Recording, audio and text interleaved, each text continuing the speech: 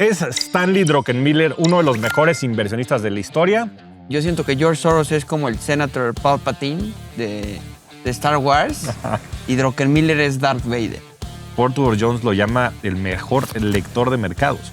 Él siempre dice que tienes que estar pensando en qué está sucediendo, cómo se ve el mundo en 18 meses, 18, 24 meses. Eso es como que su hack, ¿no? Una de sus frases es: no me caso con ninguna idea, me caso con el cambio. Sin duda marcó la historia este rompimiento que tuvieron de la libra esterlina, ganando más de $1,000 millones en un solo día y también teniendo un track record impresionante de más de 30% durante más de 3 décadas. O sea, ¿es Druckenmiller mejor que Soros? ¿Sí o no?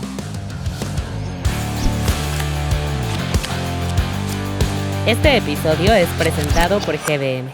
Invierte con propósito. ¿Es Stanley Druckenmiller uno de los mejores inversionistas de la historia o solo un hombre que tuvo la suerte de estar al lado de George Soros? Mi querido Comet, ¿cómo estás? Flaco, muy bien, muy entusiasmado. La verdad es un inversionista que me divertí muchísimo investigando. Ya lo conocía, pero siempre abres una caja de Pandora en estas investigaciones porque empiezas a acordarte de cosas y una cosa te lleva a investigar otra.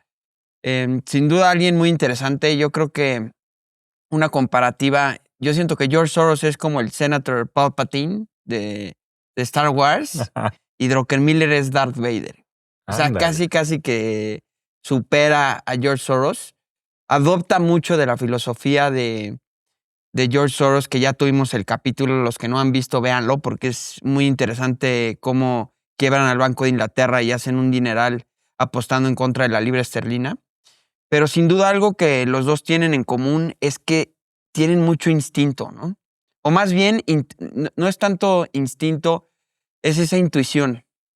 ¿Cuál es la diferencia? Que el instinto es más biológico, ¿no? Tú tienes el instinto de procrear y la intuición es reconocimiento de patrones en base a la experiencia y datos. Te saltas esos procesos lógicos y llegas a una conclusión de manera acelerada.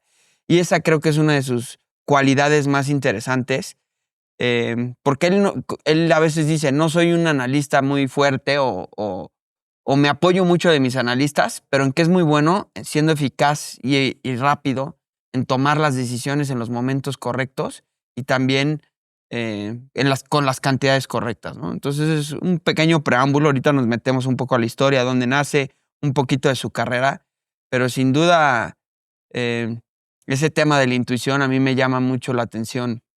Viniendo también de la escuela de Soros y en el capítulo de Soros lo profundizamos más, pero sin duda marcó la historia este rompimiento que tuvieron de la libra esterlina, ganando más de $1,000 millones en un solo día, esto en 1992, y también teniendo un track record impresionante de más de 30% durante más de 3 décadas. O sea, el poder sostener este tipo de rendimientos a través del tiempo es algo que simplemente está fuera de los parámetros de lo conocido, ¿no? Yo creo que eso, como bien dices, más allá de, obviamente, sus mentores y lo que seguramente George Soros significó para su propia formación, pues habla por sí mismo. No hay mucho más. O sea, tienes esa carta de presentación y... Sí, ni un año negativo. Ahora, ahorita voy a platicar y voy a profundizar porque es un poco confuso. De hecho, yo estudiándolo me confundí un poco porque hay anécdotas de él en la burbuja del internet en donde pierde en un primer tranche $600 millones apostando en contra, yendo short, y después le da FOMO y entra con 3 billion y le va muy mal. Pero eso fue bajo el fondo de Soros, Quantum. Entonces su track record limpio, que no tiene ningún año abajo, es en Dukes, que es Dukes Capital. Dukes Capital, que es su fondo que funda en 1981. Pero a ver, él nace en Pittsburgh en 1953, se gradúa de Bowdoin College con un BA en economía, abandona un PhD en economía en la Universidad de Michigan para unirse al Pittsburgh National Bank como trainee. Es ahí promovido muy rápidamente por contexto y azares del destino al tema de research. En tan solo un año lo promueven y él platica que esto fue crucial en cómo desarrolló. Él habla de que cojeaba de la pata del análisis. porque como subió muy rápido, se saltó ese escalón. No fue como tal un analista, ¿no? Entonces, aprovechaba mucho el análisis de su equipo, y esto fue a lo largo de su carrera, ¿no? Pero él era el que tenía la intuición y la toma de decisiones más desarrollada, como que se saltó esa parte analítica, ¿no? Que me llama la atención. Después de ser promovido a ser jefe del área de research, acaba fundando su fondo a los 28 años, ¿no? Y de ahí tiene un buen track record, se vuelve consultor de otros fondos en Nueva York como el Dreyfus, y de ahí pues nos aceleramos a que lo contrata George Soros en 1988. Tiene la fortuna de apostar a favor del franco alemán antes de la caída del muro de Berlín. Yo creo que sí es alguien que Del marco alemán, ¿no? Del marco alemán, tienes toda la razón. Y sí es alguien que tiene esta parte de los ciclos macroeconómicos muy bien pulido. No es un inversionista de larguísimo plazo como Buffett, de 20 años. Él invierte en años, como de 2 a 4 años, habla de que son sus periodos de inversión. Él siempre dice, me recuerda mucho a lo que dices tú, que para invertir hay que ir al futuro, ver cómo está el futuro y actuar en el presente. Él siempre dice que tienes que estar pensando en qué está sucediendo, cómo se ve el mundo en 18 meses, 18 o 24 meses. Ese es como que su hack, ¿no? Afina muy bien el tema macroeconómico. Y bueno, con George Soros le va muy bien en 1992 en la apuesta de Breaking the Bank of England. Ganan muchos millones ahí.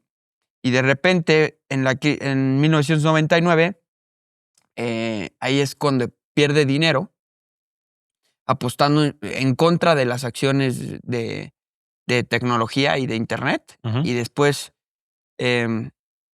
cierra el corto porque pues, le va muy mal. Y él cuenta que tiene unos analistas que empiezan a hacer 3-4% de rendimiento diario. Le da FOMO y entra arriba. Y pierde $3,000 millones para Soros. Dice que es de sus errores más grandes. Se toma un año sabático, sale de Soros, pero él habla de que al principio chocaba mucho con Soros, como que lo trataban de micromanager. Le venden una apuesta corta de bonos en algún momento antes de lo de Inglaterra. Y como que ahí George Soros lo deja hacer. Dice, a ver, ya te voy a dar la independencia. Pero están cortados un poco con la misma tijera, ¿no? Tuvo muy buenos resultados y pues, Soros lo dejó operar.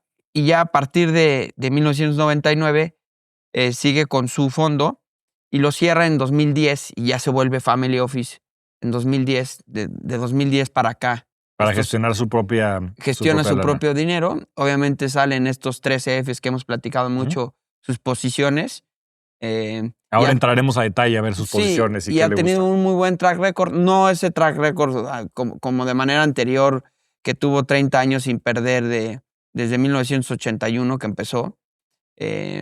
Yo creo que es una estrategia más de preservación de capital que de creación de riqueza, como bien lo hemos dicho. Pero bueno, ahí nos podemos ya, y este es un preámbulo de su carrera, y nos podemos ir metiendo más a su filosofía de inversión y qué lo hace alguien muy icónico, ¿no? Y ahí me gustaría aportar un par de temas en la filosofía de inversión. Como decíamos, la base es mucho lo que aprendió también con Soros, este tema del macro global y todo lo que hacía en torno a divisas, tasas, commodities y equities con respecto a los ciclos económicos. Otro punto fundamental es la flexibilidad. Eso me parece algo increíble, ¿no? Más en este tema que platicamos del arte de invertir, en donde hay muchos inversionistas que se van cada vez haciendo más específicos y más profundos en un tema. Pues Druckenmiller es todo lo contrario. Es toda la flexibilidad posible. Una de sus frases es, no me caso con ninguna idea, me caso con el cambio. Entonces la capacidad que he tenido también para cambiar, y lo vamos a ver en su portafolio. Su portafolio pues, tiene posiciones muy interesantes, como por ejemplo Meli. Mercado Libre es una de sus posiciones más icónicas. La convicción concentrada dice que la diversificación destruye valor. Él más bien es de ver oportunidades claras, de tener mucha convicción y hacer apuestas enormes. Y la importancia también de la liquidez y el timing, ¿no? Es uno de estos traders que sí tiene esa capacidad de entrar y salir, de tener posiciones en efectivo porque sabe que vienen las oportunidades. Un par de frases legendarias que me gustaron también en la investigación. No diversifiques demasiado. La diversificación es para protegerte de lo que no sabes hacer. Y la siguiente. El problema de los jóvenes traders es que buscan estar en todo. Yo solo espero un par de oportunidades grandes al año. Sí, el famoso fat pitch que dice Buffett, ¿no? Exactamente. Buffett, Sí. que también en su episodio lo mencionábamos, ahora que estuvimos en Berkshire Hathaway en la conferencia, increíble, ¿no? Que dice, yo he tomado tal vez 20 decisiones de inversión en 80 años. Sí, correcto. Fuertes. 20 decisiones fuertes de inversión así con convicción, como la apuesta que hizo en Apple, que fue también icónica. Eso quiere decir que es una decisión de inversión cada 4 años. O sea, fuerte. Dice, yo nada más encuentro oportunidades una vez cada 4 años. No, yo creo que Druckenmiller sí es distinto porque siempre estás echando tendencias.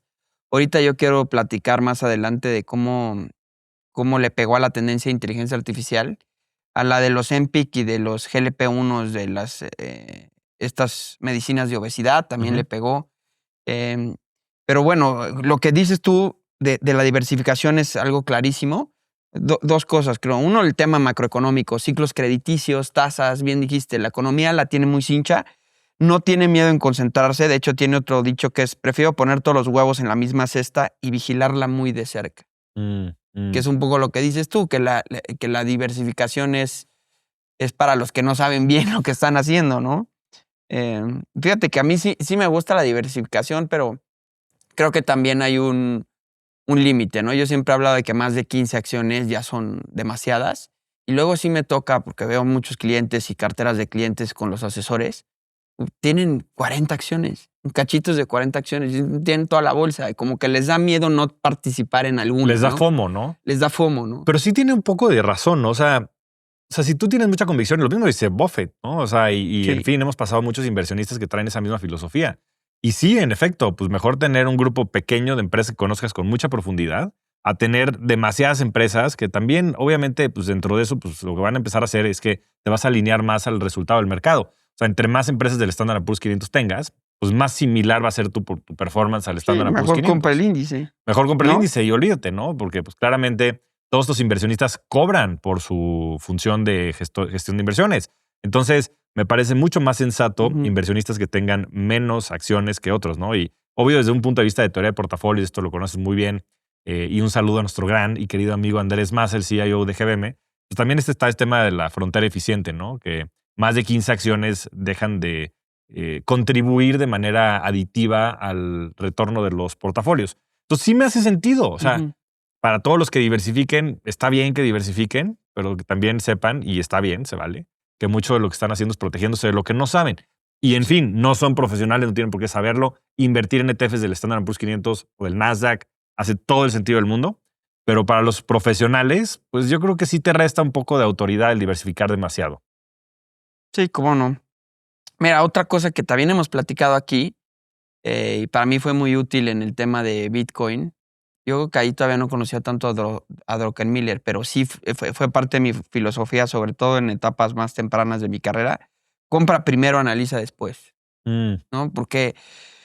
Y él habla de meter un pequeño porcentaje del portafolio en lo que vas aprendiendo, pero ya tienes algo ahí, ese skin in the game, que te obliga a hacer más investigación. Pero yo en Bitcoin, si me hubiera esperado a entender... ¿Nunca hubieras invertido? No hubiera invertido. Tienes que tener cierto grado de incomodidad, ¿no? Y muchas veces, por ejemplo, lo comentaba de Novo Nordisk, que invertí y entre más estudiaba la empresa, me incomodaba un poquito más porque pues sí, es el tema de medicinas, es un poco más complejo, no es Walmart o un retailer, ¿no? No es un negocio tan sencillo. Entonces, entre más estudias, más te das cuenta que no sabes, ¿no? Entre más experto eres un tema, más te das cuenta que te falta mucho por saber, ¿no? Y eso a veces genera parálisis. Y él, como es muy intuitivo, dice, a ver, compra primero, investiga en el camino, aprende en el camino, pero sí dice, buy first, analyze later. Esto lo dice en un podcast que tiene con Nicolás Tangen, que es del Fondo Soberano de Noruega, Norges Bank. Se los recomiendo muchísimo aquí para que lo pongan. La verdad es un podcast de 1 hora que él platica mucho. Digo, aquí le estamos resumiendo mucho y trato de extraer la carnita de ese podcast, pero si les interesa Druckenmiller creo que vale la pena y aquí se los dejamos, ¿no? Pero buy first, analyze later lo dice ahí. La verdad es que también ha sido una inspiración para otra generación de macro traders, como por ejemplo Porter Jones. O sea, no se ha quedado nada más como una persona que de manera puntual sigue generando retornos, sino también ha sido una inspiración para esta nueva generación de traders macro, en el que Porter Jones lo llama el mejor lector de mercados. En fin, por su track record. O sea, es increíble que 30 años sin drawdowns masivos y todo lo que ha aportado a esta filosofía de los macro traders, en donde, por ejemplo, también está Ray Dalio, entre otros muchos, que comprenden estos ciclos económicos, que es un juego totalmente distinto a las inversiones, digamos, como con valor fundamental o con esa No, y teoría. sí le mete el tema técnico, le mete ahí análisis a las gráficas, se apoya mucho las gráficas. De hecho, en el podcast ese que platico, habla de el famoso esperar los tops, y de hecho sale temprano de Nvidia. Él platica también que uno de sus errores quizás generalmente es selling early, Ujú. que ahí me identifico, porque quizás a mí me cuesta mucho eso, holdear demasiado, que es un error muy caro, ¿no? Porque la lana se hace sentándote, pero pues luego tenemos ese tema de risk manager. Por ejemplo, en Bitcoin, uno de Ujú. mis más grandes errores fue vender temprano una parte, ¿no? Digo, después seguimos invirtiendo y entramos en el criptofondo, pero yo creo que si hubiera nunca tocado los Bitcoins que compré al principio, otro gallo hubiera cantado. Él le pasó un poco en Nvidia, Ujú. y ahorita nos vamos a ir metiendo a su portafolio, pero sin duda también otra parte de sus fortalezas es identificar tendencias de manera rápida, y cómo es importante en un mundo como ahorita que están cambiando las tendencias todo el tiempo, y puedes lucrar mucho de eso. Platicamos en el capítulo de Peter Lynch de lo importante que es observar lo que está ocurriendo en la sociedad, en la economía, y aprovecharlo, porque son tendencias, ¿no? De repente ves el tema del wellness, de repente ves el tema de inteligencia artificial, de repente ves el tema de las drogas para enflacar, de repente ves así, constantemente estamos viendo tendencias, el iPhone, y hemos platicado varias de estas, ¿no? Em, y no nomás se clava en una tendencia, sino en las segundas derivadas, un poco también conectando con Howard Marks. Por ejemplo, él de la inversión de inteligencia artificial, no nada más, sus dos caballos más fuertes eran Nvidia y Microsoft. Ujú. Microsoft la tuvo por más de 10 años, esa es una de sus posiciones que sí mantuvo. Pero también una empresa que se llama Vistra, de energía Sí, que ha tenido un rendimiento espectacular este año, ¿no? espectacular. Él hizo casi 300% en esta, ya vendió una parte, la sigue teniendo.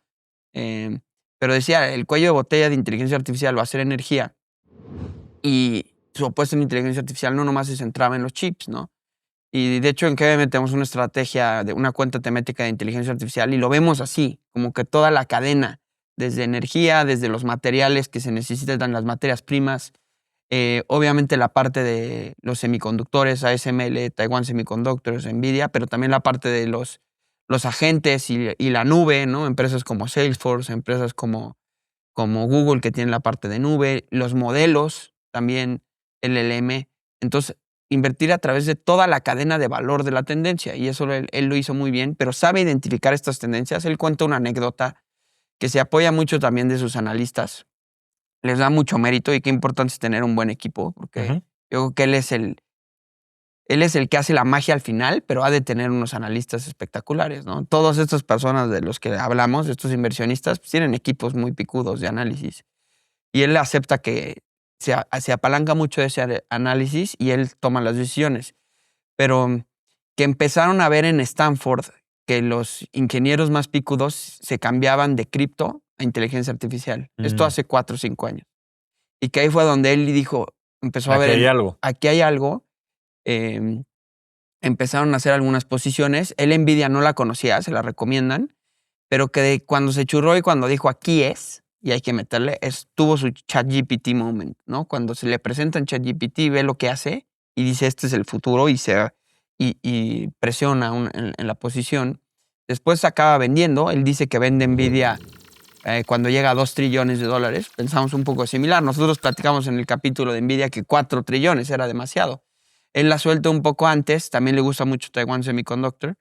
Pero interesante esto de identificar estas tendencias de manera temprana y hacer una estrategia en base a toda la tendencia, ¿no? Sí, dice y nos recuerda que invertir no es predecir el futuro, sino reconocer el presente antes que los demás y tener el coraje para jugarse todo en ese momento. Comenta y te va una pregunta picante. ¿Es Druckenmiller mejor que Soros? ¿Sí o no? No me bailes la pregunta, dame una respuesta concreta. y Yo creo que sí. arguméntala. A mí sí me gusta más. Yo creo Ok. que sí. ¿Por qué? Su track record, el hecho de que, digo, y ahí no sé si es egoísta, pero con su fondo no perdió, o sea, no perder dinero en 30 años. Sí, Está sí. cañón. Y teniendo esos rendimientos, ¿no? O sea, 30% sin Sí. Digo, ya Años después negativos. él, en su Family Office desde 2010, sus rendimientos son más los moderados. mortales, más Claro. cercanos al Le ha 12, bajado el 13% anual. También comparte la filosofía de Soros un poco de ser filántropo. Dice que se cura el alma, ¿no? Pues claro, es que ya cuando tienes tanta lana, mi querido Ujú. Comet, pues también puedes jugar otros Sí. juegos, ¿no? Y una cosa que me gusta mucho, habla de la pasión. Este cuate se ve que le apasionan las finanzas. O sea, me identifico mucho con él porque de verdad a mí me gusta mucho este tema. Pero dice que, y recomienda a los jóvenes que se quieren meter a finanzas que no lo hagan por el dinero.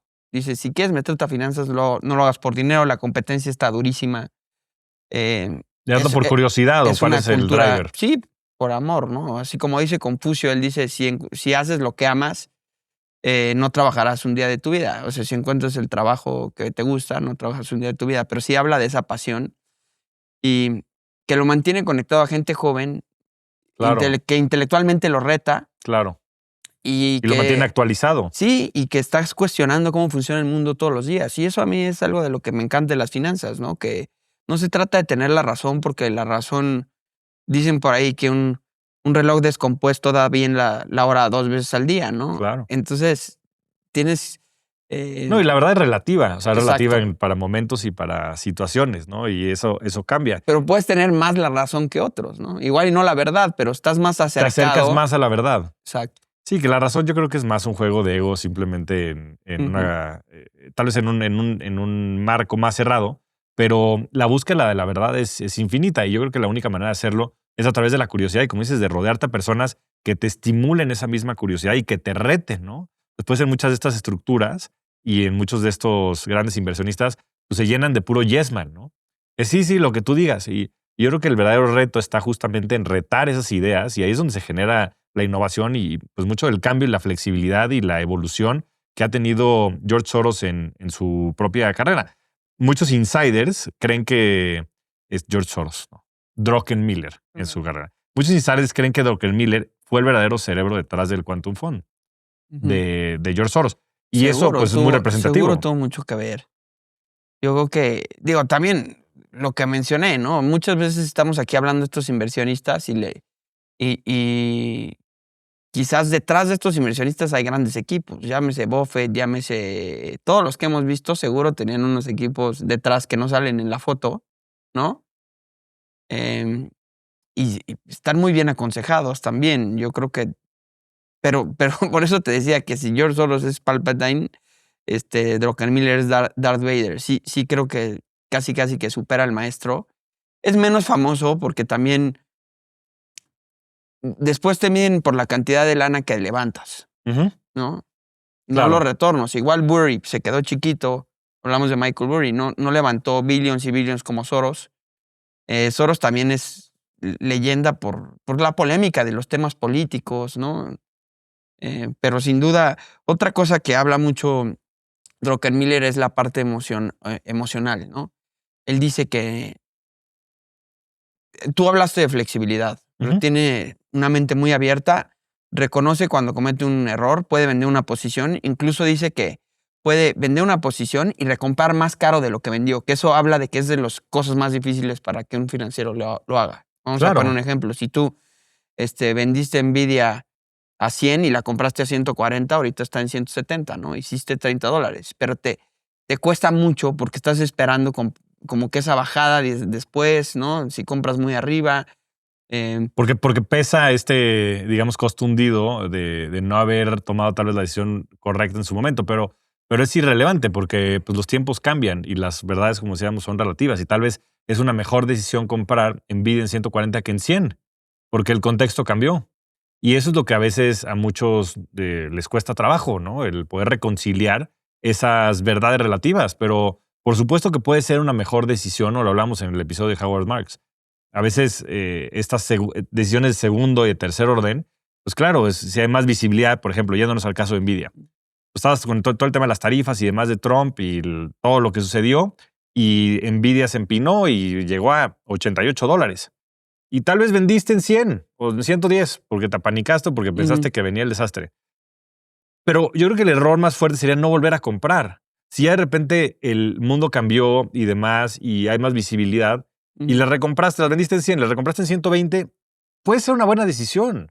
Sí. Porque, claro, no lo veas de manera absoluta, velo de manera relativa en los momentos en los que tomaste las decisiones y eso puede hacer que haga sentido. Por eso a mí me cuesta tanto trabajo cascar. O sea, Claro, tradear. porque es más difícil. El otro ese día había juego. una estadística, si te perdiste de los 2 mejores días en el tema de los aranceles, te perdiste prácticamente 11% de la Todo el subida. retorno que ha habido en el año. Pues sí, prácticamente. Pues nada más en un día subió 10%, Exacto. que ha sido el mejor retorno que ha tenido el Standard & Poor's 500 en los últimos. Imagínate si apanicaste 20 y años. vendiste ese día y compraste arriba.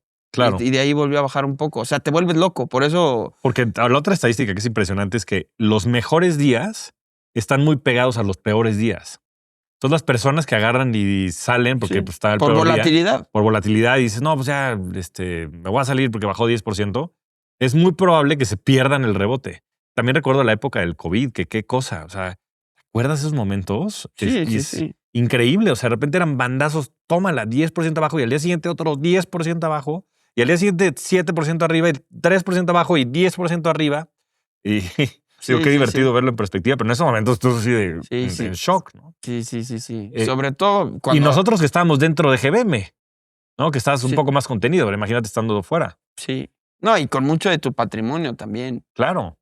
Pero eso es lo que creo que es bien importante, comprender el juego. Yo que manejo la mayoría de mi patrimonio en bolsa, pues es duro. Hay gente que tiene bienes raíces.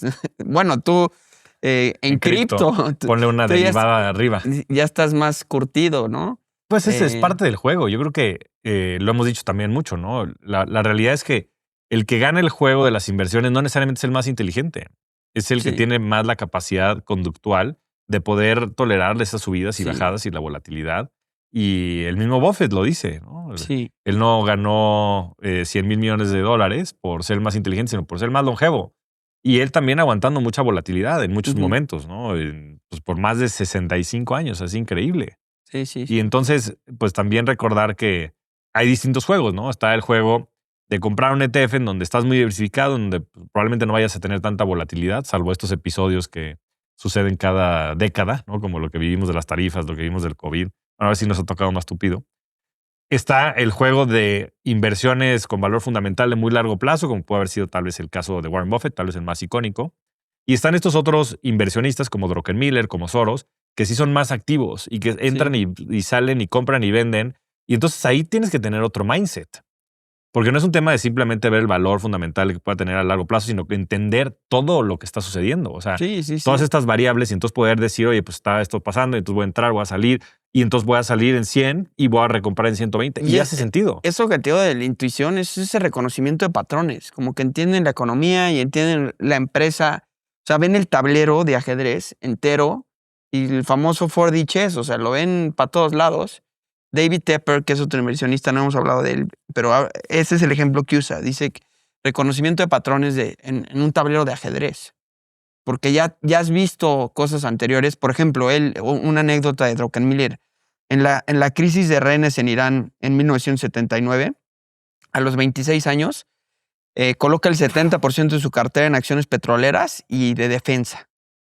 Y se lleva una ganancia del 100%. El cuate ya tiene 26 años y está actuando así cuando ve una oportunidad, ¿no? Yo me acuerdo hace poco justo con Andrés Maza que estábamos regresando de un viaje, no me acuerdo si de Guadalajara, de un roadshow, y estábamos escuchando en el radio, creo que lo de Zelensky, así de que traemos en el Uber traía el radio y salió la noticia de Zelensky y empezamos a comentar. Y yo dije, empresas de defensa europeas en ese segundo. Porque cada noticia tiene una acción que puedes hacer lana. Pues ya estás viendo el tablero en 4D. Pues, trato, pero sí dije, en esa sí dije como empresa de defensa europea, porque pues Estados Unidos está retirando el apoyo de Ucrania y Europa va a tener que gastar más en armamentos para defenderse. Sacamos alguna idea de inversión por ahí y obviamente nos pegaron en el sentido de que más purista de por qué estábamos invirtiendo en armas y, o sea, nos cayó por ese lado, ya sabes, que yo también, mi contestación fue, si te pones purista no puedes invertir en nada, ni en Tesla por las minas de litio que tienen a jóvenes o los tenis de Nike que tienen a jóvenes, a niños en Camboya trabajando, ni en Coca-Cola porque no es sano para la nutrición de... Porque mata a muchísimas personas al año de diabetes y obesidad. Olvídate de muchas empresas de energía, de petróleo que están destruyendo el medio ambiente. O sea, es difícil también. Yo creo que más bien el que invierte en empresas está apostando en el desarrollo económico que genera empleos, en el bienestar de largo plazo, pero pues algo tiene una... ¿no? Hay otras consideraciones. Entremos al portafolio de inversión de Druckenmiller y a las posiciones principales, porque empiezo a ver ciertas tendencias que son interesantes. Y las 10 posiciones principales, la primera es una empresa que se llama Natera, de ticker NTRA, que pesa casi 13% de su portafolio. Es una empresa de biotecnología enfocada en diagnósticos genéticos mediante el análisis de sangre no invasivos, temas de cáncer, salud reproductiva, trasplantes, el 13% ahí. Después Teva Pharmaceutical, otra de medicamentos y temas también relacionados con la medicina y biosimilares, y que tiene patentados algunos fármacos como, en fin, no voy a entrar, para temas neurológicos principalmente. Y después, Insmed, otra empresa de biotecnología con desarrollos para terapias innovadoras de enfermedades pulmonares raras. Para las 3 primeras empresas que pesan el 13, el 7 y el 6%, empresas de biotecnologías enfocadas en temas de salud. Ahí tiene el 25% de su portafolio en estas 3 primeras empresas en temas de biotecnología. O sea, qué interesante que esté viendo esta tendencia, ¿no? Querido Comet. Sí. Sí, también tuvo, o sea, también estuvo temprano en Eli Lilly, el tema, ahorita que platiqué del tema de la obesidad. Tuvo Nvidia, ya vendió, pero tuvo Nvidia mucho tiempo. Tuvo Microsoft una posición grande mucho tiempo. Tiene Meli, como bien dijiste. Tiene una que se llama Coupang, que es el Amazon de Corea, que a mí me encanta. Está en el portafolio de Future Alpha. Está en nuestro portafolio de Future Alpha de Wealth Club, que es uno de los baby Amazons. Es uno de los baby Amazons. Ya platicaremos de los baby Amazons. Puede ser un buen episodio, Comet. Sí, sin duda. Sí, Limited también la tuvo. TSM es una Taiwan Semiconductor. Yo creo que piensa un poco similar a como hemos discutido nosotros, que sí te gusta la tendencia de inteligencia artificial, pero no a la evaluación de NVIDIA y tratas de encontrar una, pues digo... Sí, un play para jugar. Es igual de importante casi TSM que NVIDIA, porque pues, 66% de los costos de NVIDIA se los pagan a TSM para fabricación de estos... Y es la quinta posición más grande que tiene, 4.3% en Taiwan Semiconductors. Tiene Philip Morris, 3.7%. A él sí le vale madres el tema de la... Sí, igual yo creo, lo platicamos, bueno, no me acuerdo si es de Altra o de Philip Morris, las almohaditas estas de tabaco que también SIN se llama, que estoy viendo por todos lados, es otra tendencia que podría ser que él esté observando. Sí, aquí dice, impulsado por productos smoke free, como los IQOS, es tabaco calentado en vez de combustión. Mira, interesante. Sí, pero pues, sin duda, digo, este portafolio, te digo, ya es de su family office, ya no es dinero institucional, tiene rendimientos más moderados. También está comprando bancos regionales en Estados Unidos, un ETF que es el KRE. Mira, otra tendencia interesante también, apostando mucho a temas de defensa con una empresa que se llama Woodward. Woodward, sí. Empresa industrial que fabrica sistemas de control y componentes para aeronaves, turbinas de energía y defensa. Sí. La que habrá que hacer doble clic, que yo, o sea, lo vi cuando hice el research, pero no conozco y me voy a meter más, es Natera, porque sin duda es de las que pesa más. 13%, digo, es el doble de la siguiente posición. O sea, es la posición más grande que tiene y pues seguramente hay algo interesante. Querido Comet, en la dinámica que tenemos de atinar el precio de la acción al mes de que sale, ¿qué te gustaría? ¿Coupang? ¿Te gustaría que pudiéramos Puede ser Coupang. Una acción de Coupang? Regalamos una acción de Coupang al que le atine al precio de dónde va a estar Coupang en un mes. un mes después de que salga el episodio, y tienen la primera semana, tienen del miércoles al siguiente miércoles Para poner en los comentarios el precio. Para poner en los comentarios el precio en YouTube, en Spotify, en Apple Podcast, donde nos escuchen. Ahí vamos a revisar todos. Y la persona que esté más cerca al precio le vamos a regalar una acción de Coupang. Recuerden que tienen que tener una cuenta en GBM, entonces si no la tienen, ábranla y ahí le vamos a depositar su acción de Coupang, que también es una empresa que le ha ido increíble este año, que va arriba como... Pues ha estado volátil. Tuvo ahorita se regresó un poquito, pero yo creo que es una de largo plazo. Es una empresa que hay que ser paciente. No está precisamente baratísima, pero sí tiene una ejecución muy, muy limpia y muy buena. Y pues también es un mercado interesante el de Corea, ¿no? Sin duda. Otra cosa de Druckenmiller no le gusta China, ahí sí para que veas, es China Bear. Cree que las políticas de Xi Jinping están pues un poco matando el espíritu emprendedor y las reformas de libre mercado. Yo ahí difiero un poco. Le interesa Japón y sobre todo está un poco bearish en general. Él dice que tiene un sesgo a ser más oso que toro, como que es más escéptico. Yo creo que eso lo mantiene alerta y no está muy, muy positivo en el tema de la economía de Estados Unidos. Correcto, y de la deuda soberana, ¿no? Dice que estábamos repitiendo todo lo que sucedió en los 70s, que fue un periodo pues, con altísimos niveles de inflación y que tuvo una erosión fuerte en toda la economía americana, y ha sido un crítico muy importante sobre todo del déficit fiscal y está muy negativo en eso y creo que con razón. O sea, si hay ahí un vector de riesgo que creo que no estamos viendo.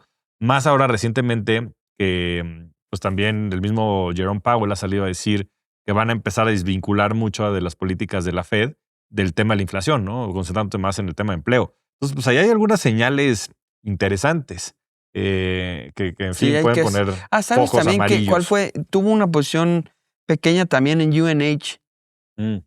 Que esa yo creo que puede ser candidata para hablar en un episodio próximamente, porque Michael Burry, Warren Buffett y Stanley Druckenmiller y David Tepper y el cometa Olea. El cometa Olea. Compraron UNH. Esa sí déjame dártela. Sí. Porque fue genial cuando salieron ahorita la última vez los 13F, que es donde salen todas las posiciones de estos grandes inversionistas. Y literalmente, o sea, todos ellos salieron, pero el que se les había adelantado era el querido cometa. No, yo le decía... Honor a quien honor merece, mi querido Comet. También se vale recibirlo. Sí, sí. Y una anécdota interesante es igual con Pedro de Garay y José Antonio Salazar. Les decía, compra esto, compra esto. Los CEOs de GBM. Los CEOs les decía, compra esto, compra esto. Y les decía, no por la lana que vas a hacer, pero porque yo tengo un presentimiento que Buffett está comprando y así en una cena puedes cacarear. Yo invertí en UNH antes de que... Olvídate de la lana. Si le metes 10,000 pesos y dices que entraste antes que Buffett, ya tienes una muy buena anécdota en la cena con los cuates, ¿no? Bueno, pues es una gran referencia, mi querido Comet. Sí. Has tenido mucha razón en esa y en otras muchas. También yo creo que es consecuencia del trabajo y el desarrollo y la pasión que tienes por las inversiones y del gran equipo que hay detrás de GBM y también de la formación que tu querido padre, a quien le mandamos un fuerte abrazo, te ha dado. Entonces también hay que festejar a todo el entorno, mi querido Comet. No, y yo muy afortunado de que estés aquí al lado de mí. No, hombre, muchas gracias. Igual yo de aprenderte y con cripto, pero pues también están las malas, ¿eh? Luego también hay que platicar las malas. Bueno, pues también habrá que platicar las malas, que también hemos cometido muchos errores y creo que de esos también sin duda se aprenden. Pero la verdad es que he aprendido mucho en el arte de invertir, el hecho de pues, preparar estos capítulos y meterte, pues son inversionistas que ya conocemos, ¿no? Pero igual y te hace... No, pero los conoces de manera superficial, ¿no? Y te ayuda a profundizar. Hay muchos que sí conocíamos. Buffett. Pero te ayuda a profundizar y a actualizarte y a encontrar pues, ciertos rincones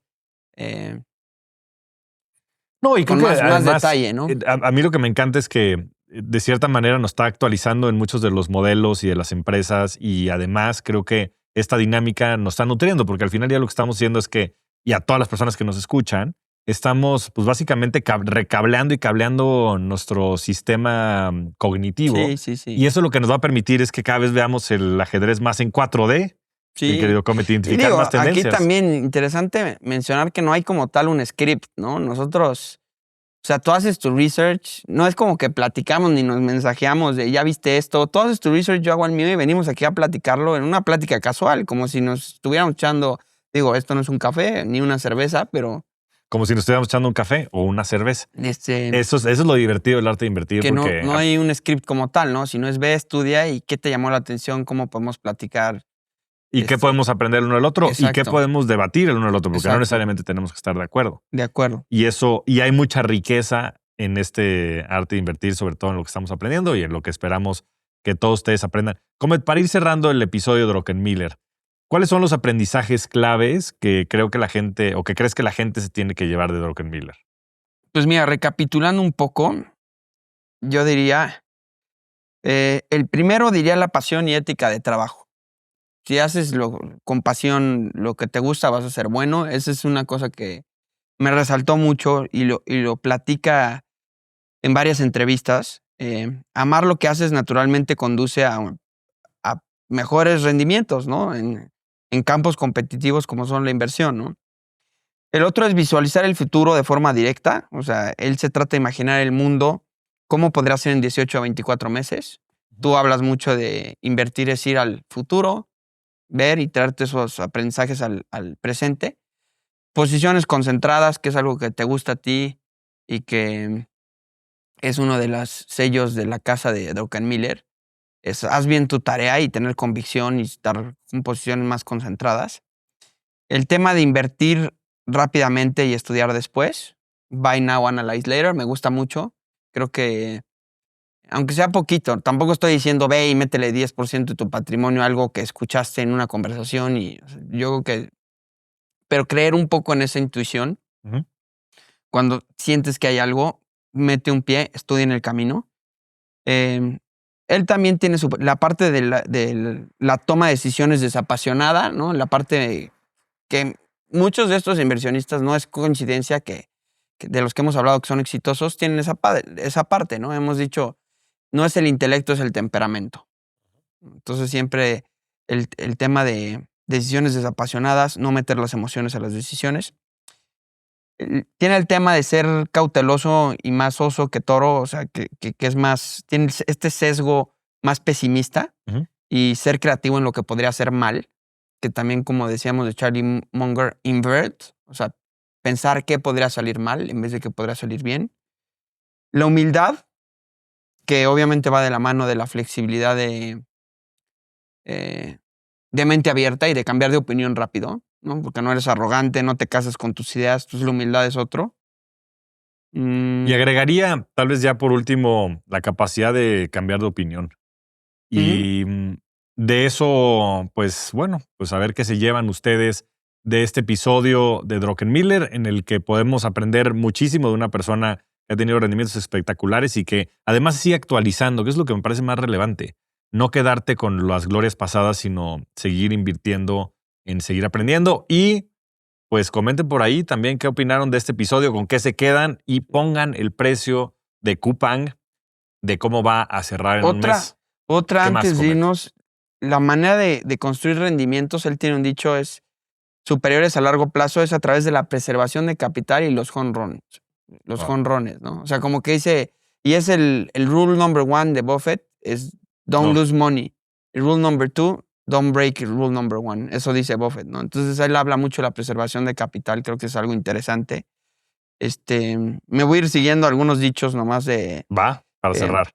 nunca jamás inviertes en el presente, prefiero poner todos los huevos en la misma cesta y vigilarla muy de cerca. Los toros ganan dinero, los osos ganan dinero y los cerdos son sacrificados. Yo era un cerdo y habla de pues, esa avaricia que le pasó en la burbuja de 1999, que fue uno de sus grandes errores. No importa si tienes razón o te equivocas, sino cuánto dinero ganas cuando tienes razón y cuánto pierdes cuando te equivocas, que eso también es algo, creo que lo dice casi idéntico Soros, ¿no? Se ve que son los buenos inversionistas no tienen no tienen éxito por su IQ, sino por su disciplina de inversión. ¿Qué otro? Y otro dato interesante que te va a gustar a ti. Le gusta cripto, pero no invertido en cripto, en Bitcoin. y le gusta mucho el oro. Ujú. En el oro, o sea, dice que Bitcoin es No, una pues, buena marca, así claro. habla, y dice que le gusta mucho, pero que su play de No, pues siendo crítico del cobertura déficit. contra la Sí, inflación, siendo crítico del déficit fiscal, el play natural es el oro. es el oro. Y la derivada del oro es Bitcoin. Así empezó también Ray Dalio. No me sorprendería a ver si una de esas, la siguiente posición de Druckenmiller es el ETF de Bitcoin o MicroStrategy. Estaría muy bueno. Ya platicaremos de eso. Muchas gracias, querido Comet. Las opiniones expresadas en este podcast son exclusivamente a título personal de los participantes y no representan la posición de ninguna empresa, institución o entidad con la que estén relacionados. Este contenido únicamente tiene fines informativos y no debe interpretarse como una recomendación de inversión o asesoría financiera.